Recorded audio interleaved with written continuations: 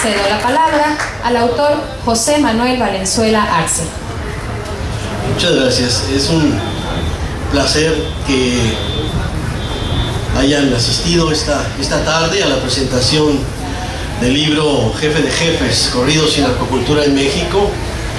Agradezco su presencia. Jefe de Jefes es un libro que esta sería su tercera edición.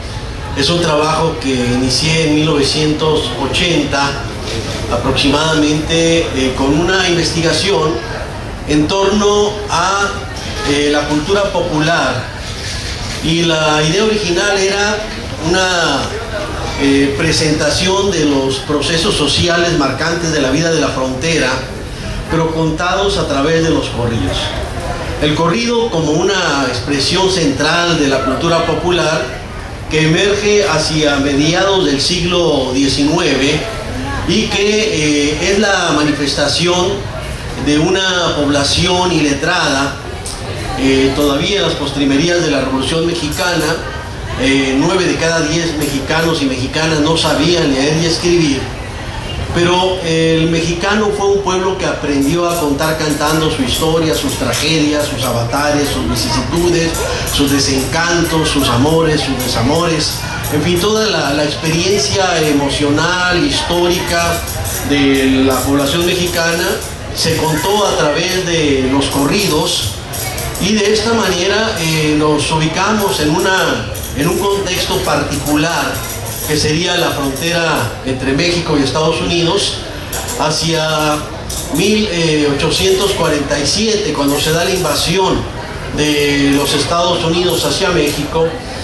Lo que se presenta ahí es una situación de profundo racismo, una exacerbación que va a acompañar a la pérdida de más de la mitad del territorio nacional, y junto a eso una población estimada en 125,000 mexicanos que de manera abrupta se convierten en extranjeros en su propia tierra y se ven sujetos a una serie de condicionamientos profundamente racistas, contrario a lo que estipulaban los tratados de Guadalupe Hidalgo, que señalaban que se garantizaría el respeto a la cultura, la religión, las costumbres y las propiedades de los mexicanos que decidieran quedarse al norte del río Bravo.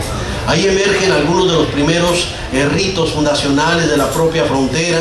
Uno de ellos es de la fundación de Nuevo Laredo, donde la población que quedó al norte del río Bravo, siguiendo aquella vieja conseja de que uno es del sitio donde moran los difuntos, exhuma a sus muertos e inicia con ellos una procesión hacia el sur de lo que sería hoy la ciudad de Nuevo Laredo, y funda la nueva ciudad al enterrar a sus muertos.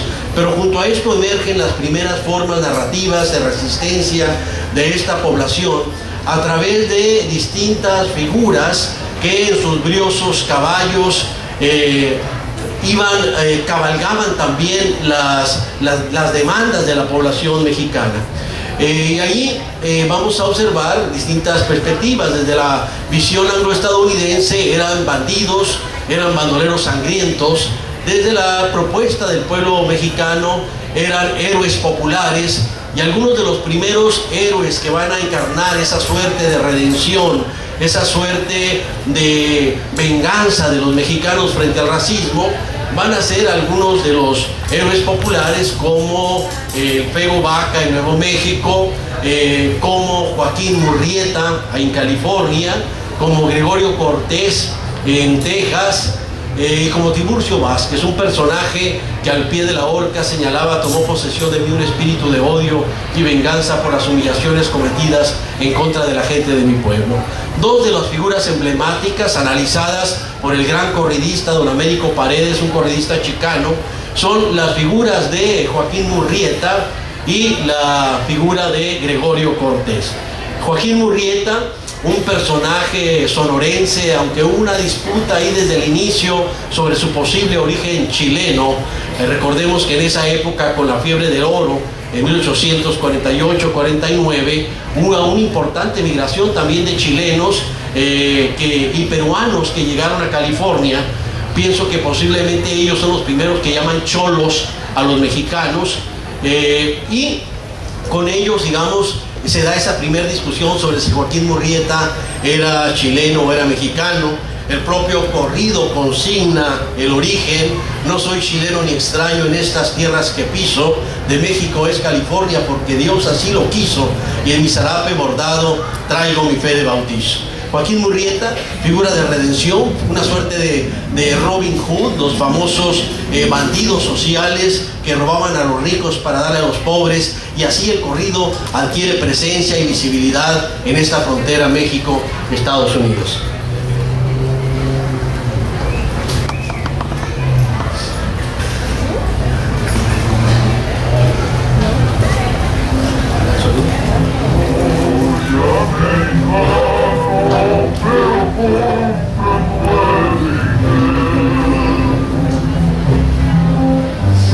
Se andaba muy borracho los músicos.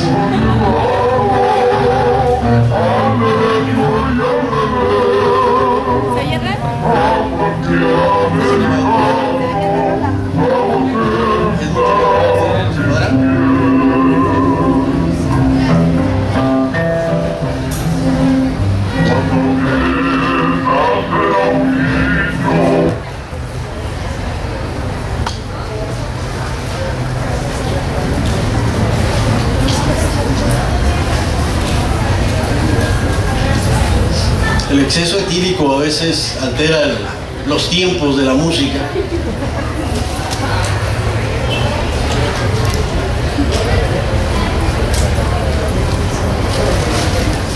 ¿No?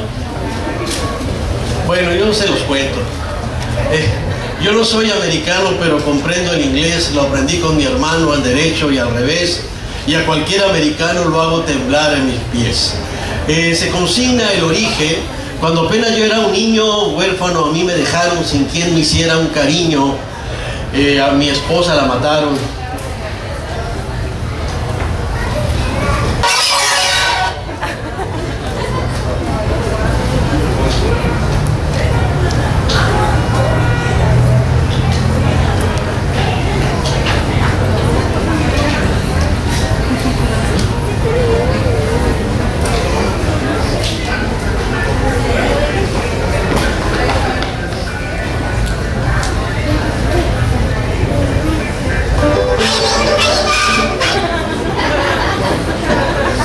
Bueno, seguimos, pero a ver si en el otro lo vamos arreglando. Sin quien me hiciera un cariño, a mi hermano lo mataron y a mi esposa Carmelita Cobardes la asesinaron. El corrido va contando el origen, un origen fundamentalmente inscrito en esa gran tragedia de un racismo acendrado que se vivía durante ese periodo, en el cual bastaba que un angloestadounidense dijese que el corrido que traía un mexicano, que el caballo que traía era de su propiedad, para que este mexicano fuera linchado. Estamos en este contexto de los años 40, 50, y el corrido emerge como el primer recurso de resistencia social de la población mexicana en estos contextos de la vida fronteriza. El corrido también emerge como el principal recurso cultural, desde el cual se articuló un sentido y un sentimiento de identificación entre la población de origen mexicano. Acordémonos que en 1849, probamos otra vez.